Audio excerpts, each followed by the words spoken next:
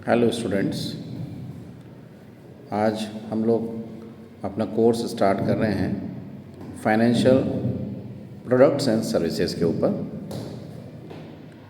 Financial products and services के ऊपर हमारे लगभग 10 लेक्चर सीरीज़ रहेगा और इसके फर्स्ट लेक्चर में हम इसका इंट्रोडक्शन पार्ट कवर करेंगे।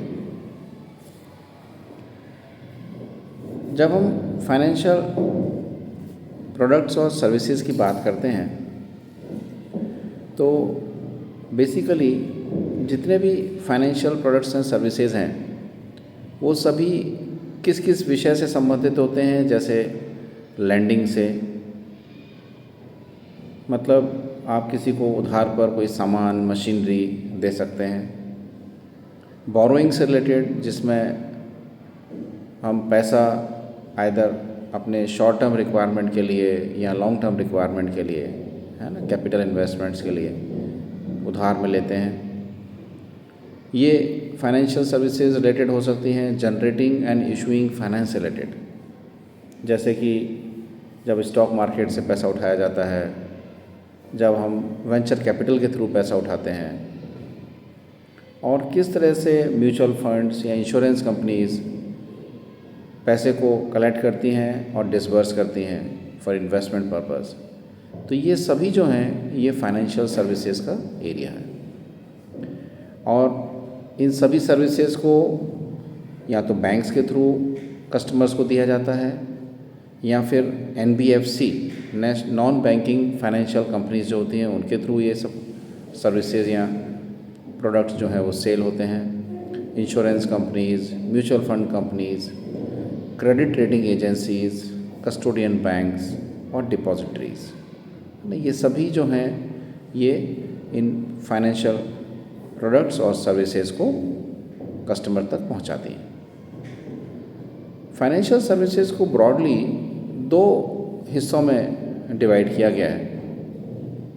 एक वो सर्विसेज हैं जो फंड बेस्ड हैं और एक वो सर्विसेज हैं जो फ़ी बेस्ड है। अब फंड बेस्ड और फ़ी बेस्ड सर्विसेज क्या क्या हैं और ब्रॉडली उन सर्विसेज में क्या क्या होता है, इसको अपन नेक्स्ट स्लाइड में देखते हैं। ये जितने भी फंड बेस्ड और फ़ी बेस्ड सर्विसेज हैं इन सब को हम एक एक लेक्चर में डिटेल में पढ़ेंगे। आज इंट्रोडक्टरी क्लास में मैं सिर्फ आपको ये बताऊंगा कि ये बेसिक सर्विसेज हैं क्या और इनमें आपस में क्या डिफरेंसेस हैं। जैसे जो फंड बेस्ड सर्विस हैं, क्यों इनको फंड बेस्ड बोलते हैं? बिकॉज इसमें किसी भी तरह का आइदर तो करंट असेट या कैपिटल असेट और उसकी फंडिंग से रिलेटेड ये होता है और इसमें पैसा इन्वॉल्व रहता है, जिसमें पैसा उधार दिया जाता है, लिया जाता है, इसलिए इसको फंड बेस्ड बोलते हैं। और जो फ़ी बेस्ड होते हैं इसमें नॉर्मली जो सर्विस दे रहा है वो कोई फंड प्रोवाइड नहीं करता है, वो केवल आपको कुछ एडवाइजरी सर्विसेज देता है जिससे आप अपना काम कर पाते हैं और उसके एवज में वो आपसे फ़ीस या कुछ कमीशन चार्ज करता है। अब जैसे अगर अपन फंड बेस्ड जो सर्विसेज हैं उसको देखें तो सबसे पहले मैंने लिखा है लीजिंग एंड हायर परचेज। अब लीजिंग और हायर परचेज क्या होते हैं? देखिए क्या है, कई बार कंपनीज किसी असेट को, किसी इक्विपमेंट को, किसी मशीनरी को परचेज नहीं करते हैं, वो उसको खरीदते नहीं हैं पूरा पैसा दे करके या उसको फाइनेंस करवा करके, बल्कि वो किसी दूसरे कंपनी से उसको उधार पर लेकर के यूज़ करते हैं और उसी को हम लीजिंग बोलते हैं। फॉर एग्ज़ाम्पल बड़ी बड़ी कंपनियां होती हैं, उनके यहाँ गाड़ियों की ज़रूरत होती है, कार्स की ज़रूरत होती है, उनको ट्रांसपोर्ट के लिए यूज़ करना है अपने एम्प्लॉयज़ के लिए या और कुछ दूसरे कामों के लिए।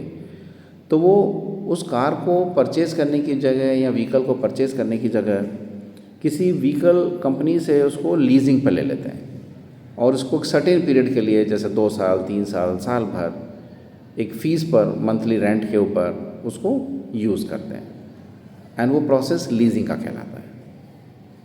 ऐसे ही बहुत बड़े बड़े हैवी इक्विपमेंट्स होते हैं, जैसे कि हम लोग कंस्ट्रक्शन इंडस्ट्री में देखते हैं या माइनिंग इंडस्ट्री में देखते हैं। ऐसे इक्विपमेंट्स भी कई बार माइनर्स जो हैं वो लीज़ पर लेकर के यूज़ करते हैं। उसी से रिलेटेड कॉन्सेप्ट है हायर परचेज। हायर परचेज में क्या होता है, जब कंपनी किसी इक्विपमेंट को हायर करती है, उसको उधार पर लेती है, तो वो क्या करती है, अपफ्रंट भी एक पेमेंट करती है और उसके बाद मंथली भी उसका एक पेमेंट करती है। और लीजिंग और हायर परचेज में फ़र्क क्या है कि हायर परचेज में जो इक्विपमेंट है उसकी जो ओनरशिप है वो जो कंपनी यूज़ कर रही है उसका हो जाता है, मतलब वो उसका मालिकाना हक होता है, वो उसको अपने असेट्स में, अपने बैलेंस शीट में दिखाता है। जबकि लीजिंग में मालिकाना हक जिसने लीज़ किया है, जिसने लीज़ पर दिया है, उधार पर दिया है, उसी के पास रहता है। हायर परचेज में नॉर्मली उद्देश्य ये होता है कि जो भी हायर परचेज का पीरियड है वो ख़त्म होने के बाद जो असेट है, जो इक्विपमेंट है, जिसने हायर किया है उसके पास वो चला जाता है। उसके पास वो ऑप्शन होता है कि वो लास्ट में उसको परचेज भी कर लेता है आउटराइट पूरा, और उसके पास उसका पूरे राइट्स आ जाते हैं। ये एक तरह से ऐसा समझिए हायर परचेज को कि बड़ी बड़ी कंपनीज जब बहुत महंगे इक्विपमेंट बनाती हैं, जैसे जेसीबी है, अर्थ मूवर्स हैं, क्रेन्स हैं, और कई बार क्लाइंट के पास इतनी क्षमता नहीं होती है कि वो उसको पूरा पैसा दे करके खरीद सके, तो उसके पास 2 ऑप्शन होते हैं। एक तो ये होता है कि वो किसी बैंक के पास जाए, उसको फाइनेंस करवाए और उसके थ्रू वो इक्विपमेंट को ख़रीद ले। कई बार ख़रीदने वाला जो व्यक्ति है या कंपनी है, उसके डॉक्यूमेंट्स या उसका कंपनी का पेपर वर्क इतना स्ट्रॉन्ग नहीं होता है कि कोई बैंक या कोई फाइनेंशियल इंस्टीट्यूशन उसको फाइनेंस करे। ऐसे में कंपनीज जो कि अपनी सेल को बढ़ाना चाहती हैं, इस उद्देश्य से वो ऐसे कस्टमर्स को आइडेंटिफाई करते हैं, उनकी जेन्युइननेस चेक करते हैं और उनको एक अपफ्रंट पेमेंट पर हायर परचेज के तहत उनको वो इक्विपमेंट दे देते हैं, और एक तरह से अपनी जो कॉस्ट है इक्विपमेंट की उसको मंथली जो रेंट है या ईएमआई बोलें उसके थ्रू उसको रिकवर करते हैं। अगर अकाउंटिंग एंगल से भी देखें तो लीजिंग और हायर परचेज में एक बहुत बड़ा डिफरेंस ये होता है कि जब लीजिंग में आप ओनर नहीं हैं, जबकि आप हायर परचेज में इक्विपमेंट का टाइटल, असेट का टाइटल कंपनी के नाम पे आ जाता है, तो वो इनफैक्ट अपने अकाउंटिंग में उसका डेप्रिसिएशन भी क्लेम करता है, जो कि बहुत बड़ा अकाउंटिंग बेनिफिट कंपनी को मिलता है।